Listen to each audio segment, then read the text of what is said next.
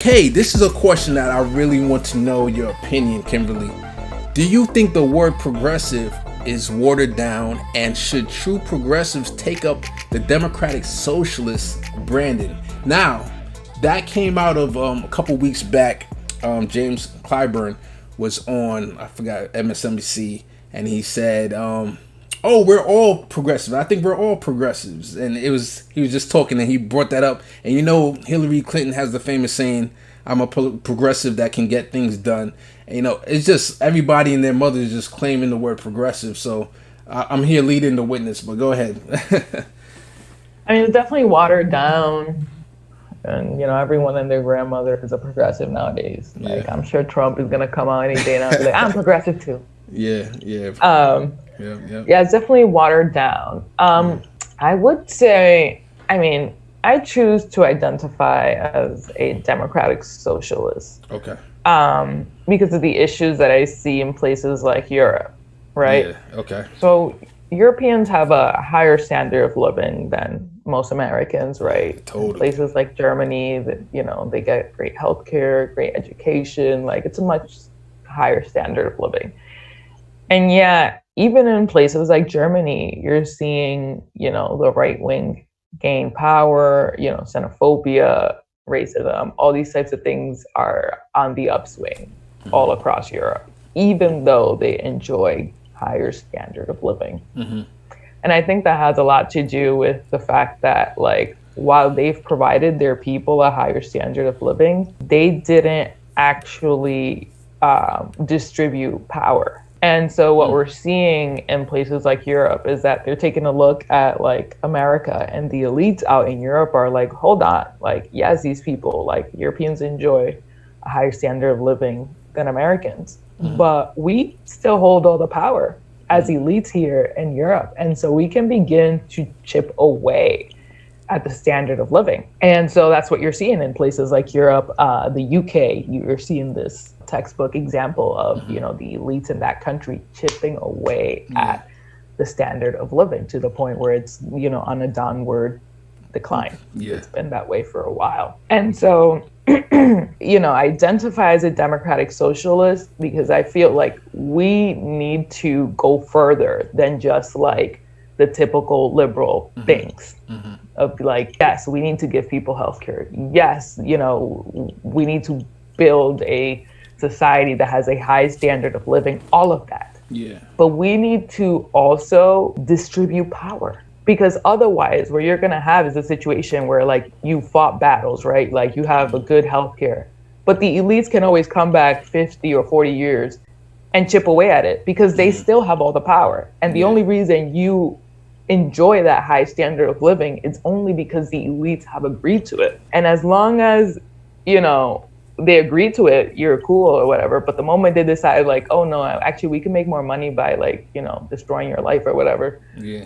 I feel like democratic socialism has a lot of kind of deals with that point of how do you distribute power, right? Like, you need things like cooperatives. It's not just like certain policies, but it's about where's the wealth going, where's the power, and how do we make sure that everyone has a say in this stuff, that it's not a enclosed game where, certain people get all this wealth and all these connections and all this stuff. Yeah. So I guess I feel like that's what separates a liberal from a democratic socialist. A liberal wants good things for people. They want a good standard of living, but they don't want to fundamentally change the power structure. They just want people to live better within the power structure. Yeah. Gotcha. A democratic socialist says, yes, we want people to live better, but we're going to change the power structure so that people actually have power, and when they advocate for themselves, they can get it. Like, the elites don't need to agree with you for you to get a policy. Yeah. When you have power. Totally, I hear you. That's good stuff there. I know that. So for me, when I see a candidate and I want to know if they're progressive or not, I go to their issue page. The first thing I do is go to the issue page. I look for the healthcare part, and I look for Medicare for all. Because if Medicare for all. Yeah, those people. Do you know why Medicare for all is so? Medicare for all is one of those policies that, despite being massively popular, it's one of the hardest policies for a politician to adopt. And it's insane. I know.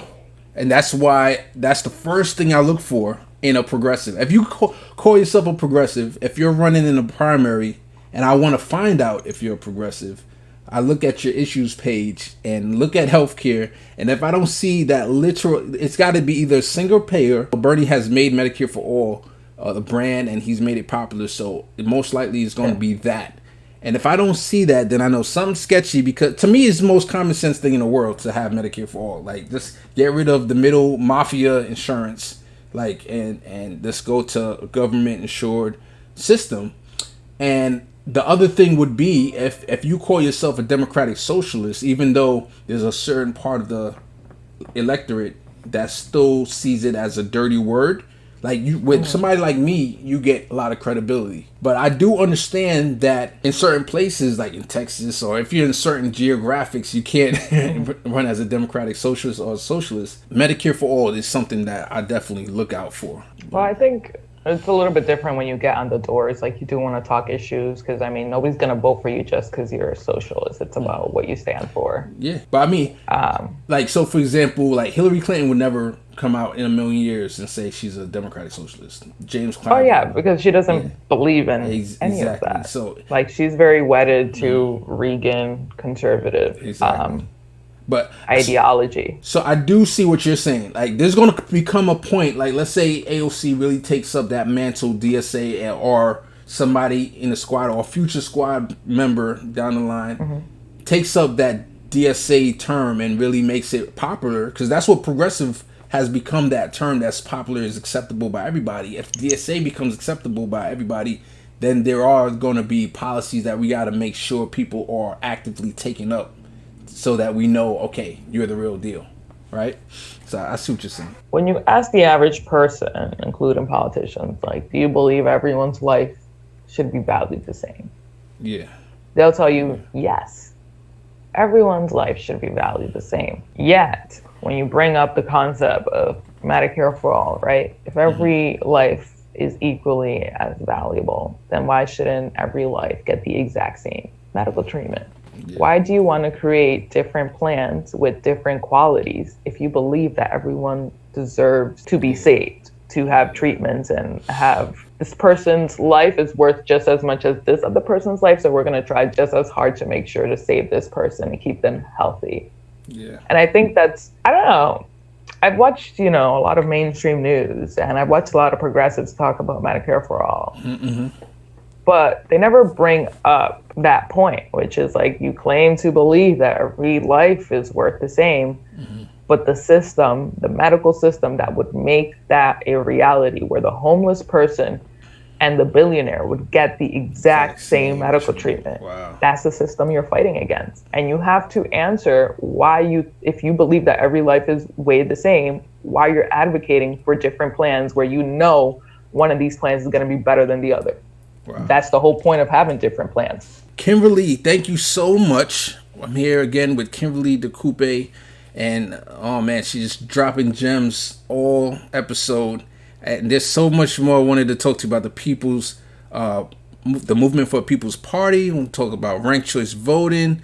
Wanted to talk about so many things that we could talk about, but hopefully I can have you on again. Let us know where you are. What's the best way to reach you? I know I met you on Twitter, or I reached out to you on Twitter. Mm-hmm. My Twitter is probably one of the best ways. Okay. Which is like at CaseStudyQB. Mm-hmm. I'm also pretty active on my Instagram. All right. Like first name with a dot in between the R and the L. So I'll put that in the description below. Definitely, if you're in Rhode Island, go out and check out the DSA chapter. Go out and check out Reclaim Rhode Island. We want to get that volunteers. We want to double the volunteers this year. We want to get 100,000 overall DSA members, and we're doing big things. Hopefully, we can get a good person in the office for the presidency, and then we go from there. All right, everybody, have a good one.